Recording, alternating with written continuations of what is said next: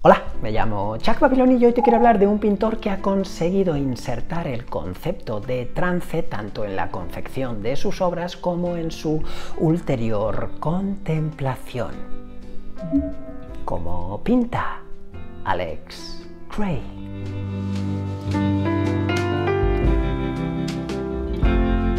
Alex Grey, tengamos esto en cuenta de partida, aún sigue vivo, un pintor totalmente de intención iconográfica. ¿Esto qué quiere decir? Te lo vuelvo a recordar.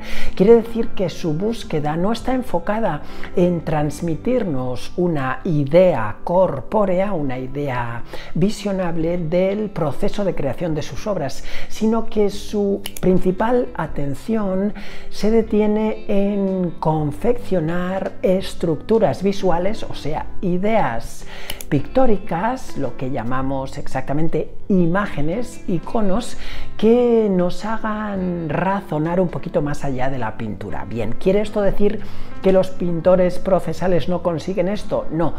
Quiere decir que los pintores procesales no se detienen en la confección de una idea o de una imagen, sino que en ambos casos esto es resultado de un proceso. Bien, en Alex Grey, tengámoslo claro desde ahora, su, diría que única intención es internarnos en un código imaginero.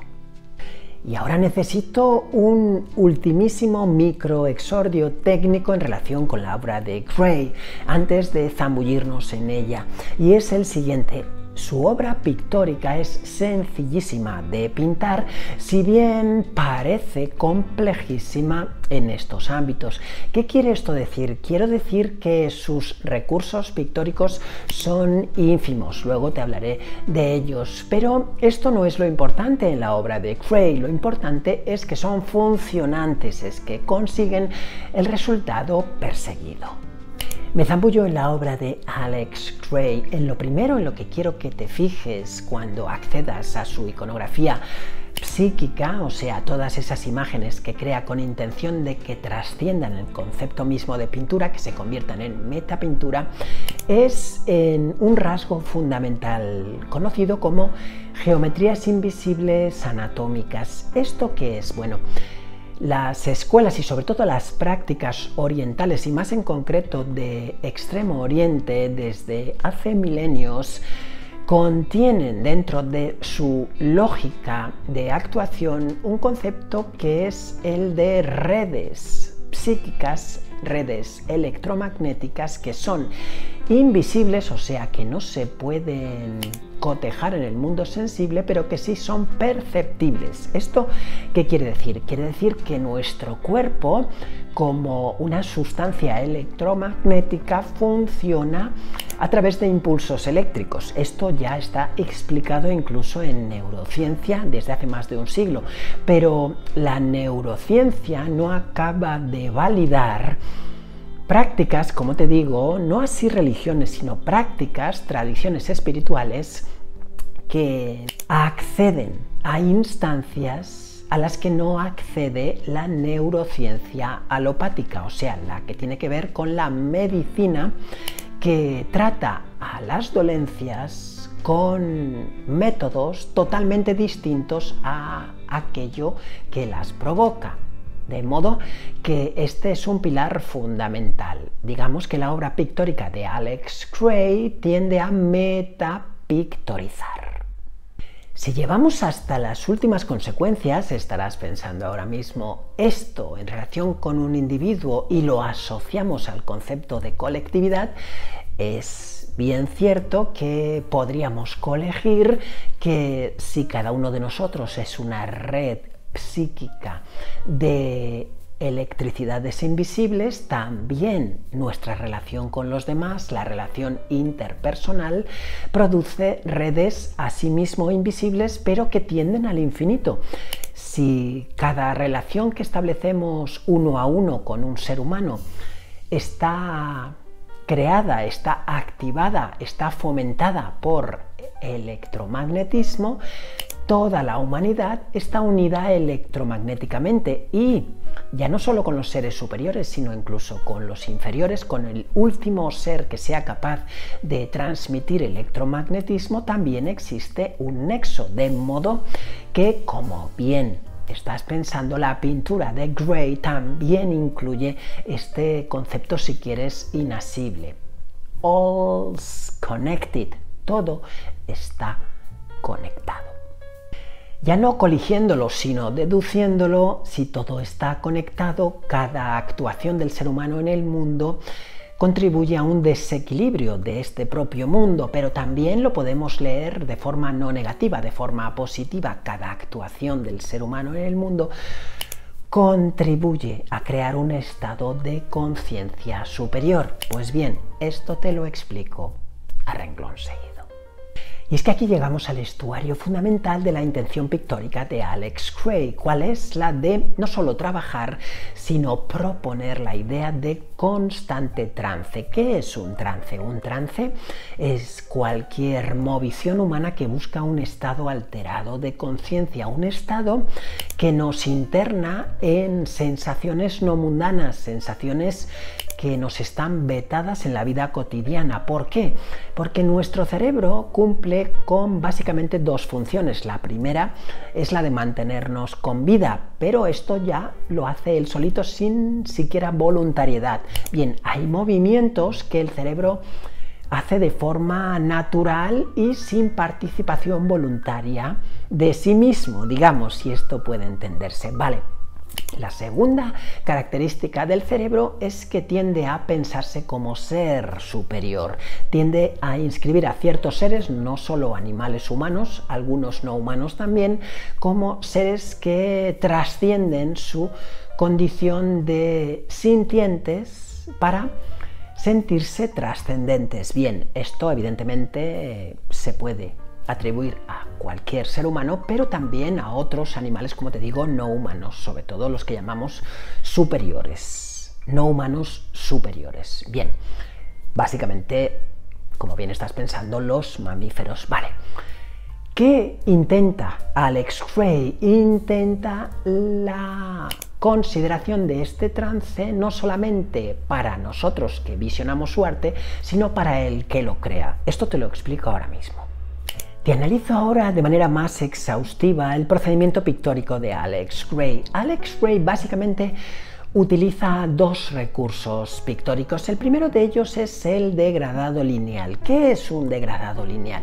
Un degradado lineal es aquel que modela la transición de un color a otro simplemente con uno intermedio que participa de ambos extremos. Por ejemplo, si yo tengo un rojo y tengo un amarillo, digamos que el amarillo lo tengo al 100% de amarillo y el rojo al 100% de rojo. Bien, ¿cómo consigo un naranja de degradación lineal? Bueno, pues colocando el amarillo a un 50% de su saturación y al rojo a un 50% de su saturación. Si lo coloco en medio y luego fundo las dos lindes que se me crean, así he logrado pasar del rojo al amarillo con un degradado lineal. Esto en nuestro cerebro funciona con el concepto de curva. Digamos que la superficie se curva dependiendo de cómo funcione cada cerebro. Para unos lo hará de manera cóncava y para otros de manera convexa. Pero evidentemente esa intención de planitud se acaba de curvar. ¿Por qué? Porque una saturación menos luminosa se ha ido a otra más luminosa y esto evidentemente nuestro cerebro lo interpreta como una proyección lumínica.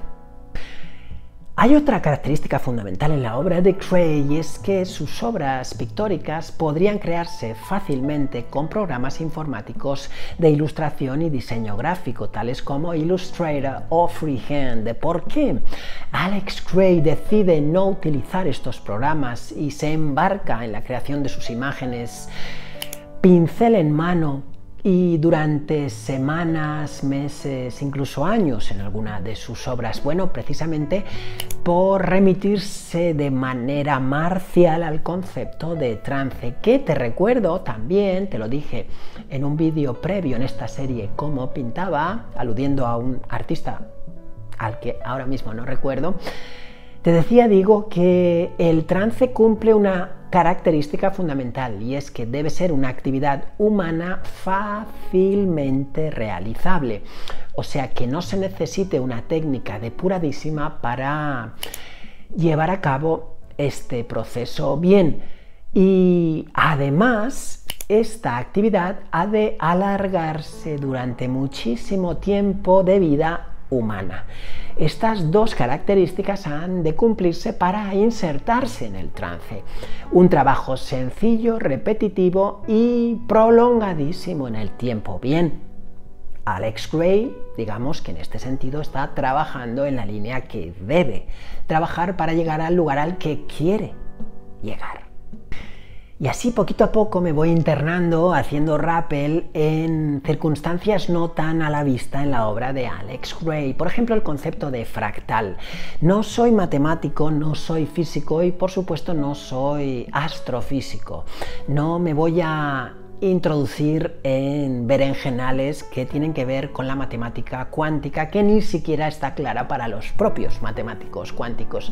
Pero el concepto de fractalidad sí que es un concepto que te puedo explicar fácilmente, porque asociado a la geometría y sobre todo, como te decía antes, a la geometría invisible del mundo sensible, es algo muy sencillo, tanto de entender como de explicar. Mira, el fractal es una parte de un todo que contiene no solamente su propia parte, sino a su vez el todo. O sea, fíjate que no es tan rebuscado como parece.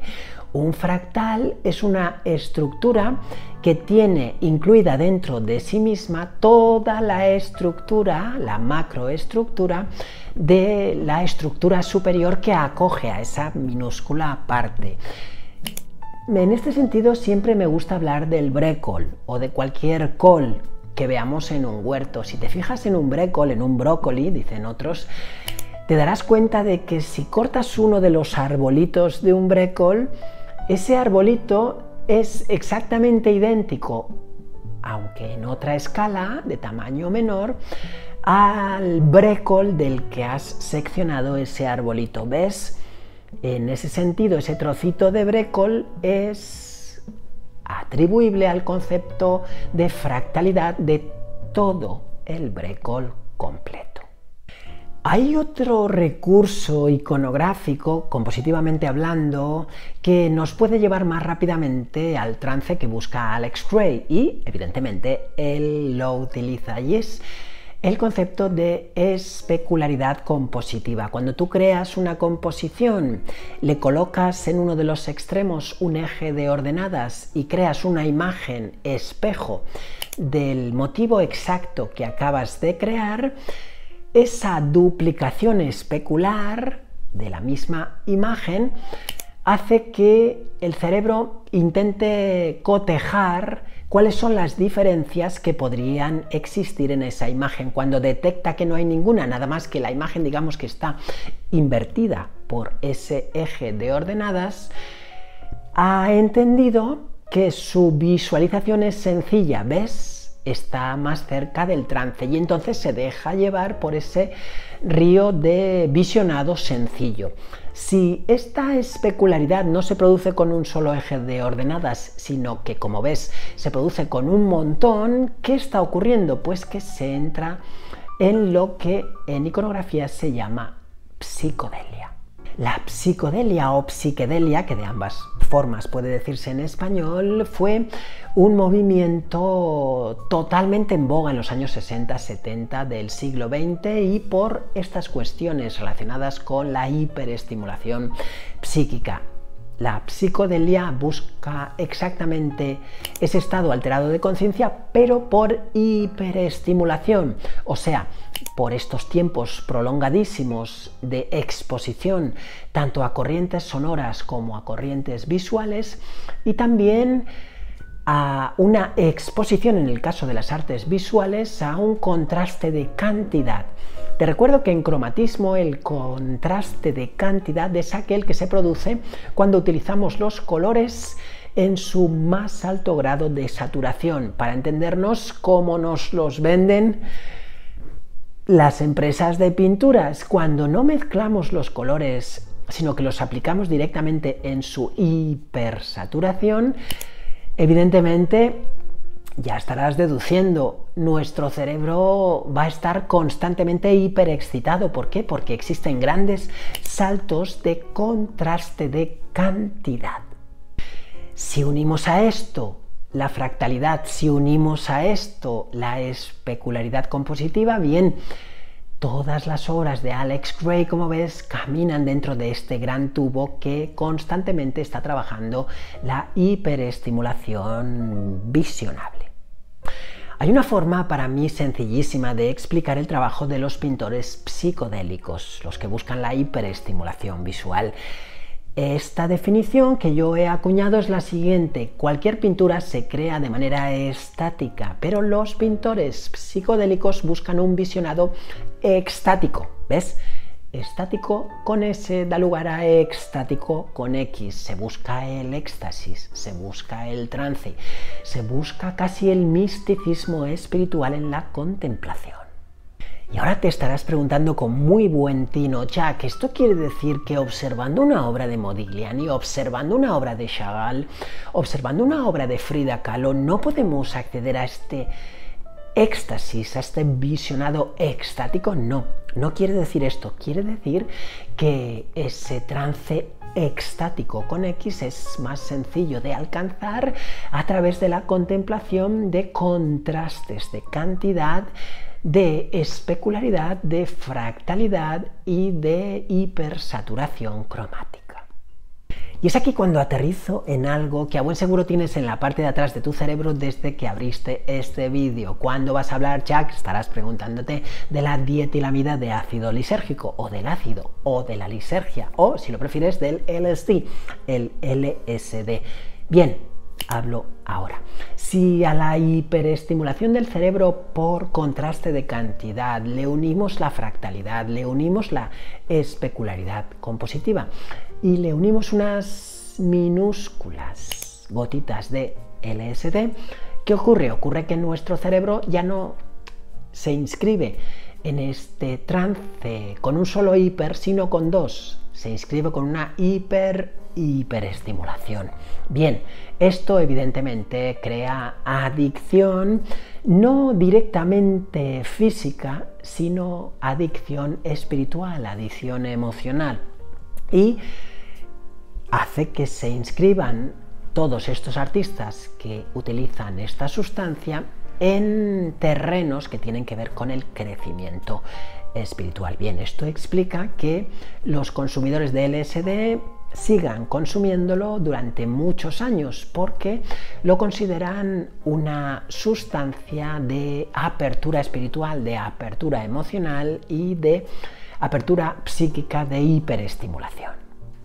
Bien, en este momento yo creo que huelga decir que Alex Grey es un habitual consumidor de LSD. ¿Y por qué? Bueno, porque todas estas sustancias, en concreto la ergotamina, el hongo del comezuelo del centeno, suelen utilizarse para acceder a estados alterados de conciencia que nos induzcan a un trabajo, sea cual sea. Puede ser musical, puede ser pictórico, puede ser de otros ámbitos, puede ser literario, que suspendan la creación de un hilo constantemente creado por asociación de ideas inconscientes. Bien, accedemos a un estado en el que las ideas inconscientes no se traman de forma consciente, sino evidentemente se dejan a su albur. Bueno, esto es lo que persiguen estos artistas. No digo que sea necesario ingerir estas sustancias psicotrópicas para trabajar como trabaja Alex Grey, pero sí que es absolutamente necesario consumir estas sustancias para internarnos en la contemplación de estas obras del modo en el que Alex Grey quiere que nos internemos. Todas Estas circunstancias, hiperestimulación cromática, fractalidad, especularidad, se subrayan, se hiperestimulan efectivamente cuando nos ingresamos además en una disociación cognitiva que se produce por el consumo de esta sustancia específica, la ergotamina. Todas estas búsquedas ultrapsíquicas, Alex Gray las centró de manera global en su famosísima serie Sacred Mirrors, espejos sagrados. ¿Qué intentó en esta serie? Bueno, si antes hemos dicho que la hipergeneración de energía dio lugar a eso que llamamos el Big Bang, a la construcción no solo de los universos conocidos como de los desconocidos actuales, el ser humano está inscrito en el de momento conocido. ¿Y esto qué significa? Pues significa que cada uno de nosotros participa de una microanatomía cósmica sutil. O sea, cuando decimos que los seres humanos también somos polvo, nos estamos refiriendo a que somos el polvo de esa tierra, o sea, lo que no seremos cuando muramos o lo que seremos cuando ya hayamos desaparecido como materia vital, pero también nos estamos refiriendo a que somos polvo de estrellas también, somos microuniverso, muy micro, cósmico y además sutil. Muchas de nuestras energías no son visibles, pero están. De aquí que los alopáticos, la medicina alopática, no se entienda muy bien todavía con los homeopáticos, los médicos que trabajan con las energías que sí el organismo humano entiende como naturales dentro de él. Bien, todas estas consideraciones, como verás, son apasionantes y también lo son si tú ves una imagen a tamaño natural. Alex Gray creó imágenes a tamaño natural y puedes tener la tentación de sentirte representado con esta, veintena de representaciones que Alex Gray creó. En algunas de ellas te verás como hombre caucásico, en otras como mujer asiática, en otras te verás como partícipe de esa hiperestructura de campos electromagnéticos. Bien, en cada una de estas representaciones, recuerda, a tamaño natural, podemos vernos y reflejarnos en ella. De aquí el nombre Sacred Mirrors, espejos sagrados. Accediendo a la contemplación de estas obras, accedemos a nuestra naturaleza cósmica, sutil y, por supuesto, redundantemente, sagrada. Además, para cada una de estas imágenes, Alex Gray hizo crear un marco específico que explicaba, propio enmarcado, la creación del universo mismo desde, como te digo, el Big Bang, la hipergeneración de energía, que hoy seguimos creyendo que es la respuesta válida para informar de todo esto, de lo que llamamos mundo, de qué es la vida, qué es el mundo. Bueno, partiendo de todo ese Big Bang, Alex Gray ha ido descendiendo peldaños hasta llegar a nuestra representación dentro de ese mundo. Pero no solo se ha detenido ahí, también en obras ulteriores ha creado las diferentes modificaciones que estas materias, que estos modelos cósmicos, anatómicos, pueden seguir facturando como modelos de realidad en relación con la anatomía, y así ha creado su nueva serie Transfigurations, transfiguraciones, que son 102 obras en color y 94 en blanco y negro que trabajan en esta línea, en la línea de informar sobre qué ocurre cuando la energía se hiperestimula. Evidentemente se modifica, pero como no se destruye ni se crea, se transforma en algo. Bien, esta transformación crea una transfiguración, o sea, circula a través de la figura Transfiguration. De ahí que la energía que viaja a través de esa figura crea una figura distinta a como esta figura era antes de que la energía viajara a través de ella. Transmigrar produce transfiguraciones.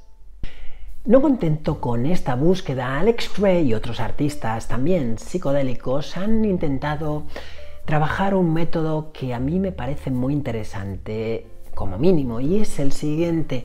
Ya que hemos visto que todas las respuestas que buscamos como seres humanos no las encontramos mirándonos el ombligo, a lo mejor es momento de ver cómo funciona el ser humano, pero utilizando la naturaleza como espejo de nosotros mismos. Si no encontramos las respuestas en nosotros, a lo mejor observemos lo que está enfrente y luego sepamos traducir que lo que está enfrente también está dentro de nosotros. Bien, esto también te lo traigo a colación porque Alex Gray ha utilizado algo que sin duda se ve en la naturaleza a poco que quieras mirar y que ya fue perfectamente razonado en el siglo XIII por un caballero conocido como Fibonacci. Bueno, este caballero creó una secuencia que se conoce así, secuencia de Fibonacci, que es muy sencilla de explicar matemáticamente, pero muy compleja de explicar en su génesis. Bueno, de momento quedémonos con que la secuencia de Fibonacci es una secuencia de números en los que cada uno de los números se crea por la suma de los dos previos y así sucesivamente, de manera secuencial, por eso se llama así, llegamos al infinito. ¿Por qué al infinito? Pues porque siempre habrá un número que sea resultado de la suma de los dos previos. Esto no tiene fin. Bien, te estarás preguntando, ¿y a qué conduce esto? Pues evidentemente conduce a una forma que tiene muchísimo de amistad con la espiral. La espiral es un modelo de crecimiento infinito que puede ser centrífugo si va del centro a la periferia o centrípeto si va al revés, pero que en cualquier caso va creciendo desde lo mínimo hasta lo descomunal. Bien, como ves en las obras de Gray, esta utilización de la serie de Fibonacci es evidente. Pero es que por si fuera poco, Alex Gray de Natural Hiperactivo echa mano en muchas de sus obras de conquistas de la psicología de la Gestalt, que en alemán significa algo así como forma, como construcción formal a través de la percepción. ¿Qué trabajó la psicología gestáltica? Trabajó los modelos de percepción humana. ¿Un humano siempre percibe lo mismo que otro humano viendo una imagen concreta? Bueno, ya la Gestalt explicó que no, que la percepción tiene que ver con el bagaje no solamente cultural, sino también akáshico, genético. Pero es que también tiene que ver con el subconsciente colectivo de ese individuo en una comunidad específica, que no es la misma de un individuo de las antípodas. Y así sucesivamente creó una serie de conclusiones que, por ejemplo, recogió Edgar Rubin, el danés, en su obra Sin simple vie de figure. Aquí se recoge una de las más famosas, el famosísimo jarrón de Rubin, que es una representación para la que se necesita una acción perceptiva. Aquí tú verás, no sé, quizá dos perfiles humanos mirándose y a lo mejor tú o la persona que tienes ahora enfrente verá el jarrón intermedio que está situado entre estas dos figuras. ¿Qué significa esto? Significa que la activación de tu percepción modifica lo observado. Quien ve los dos perfiles no ve el jarrón o viceversa.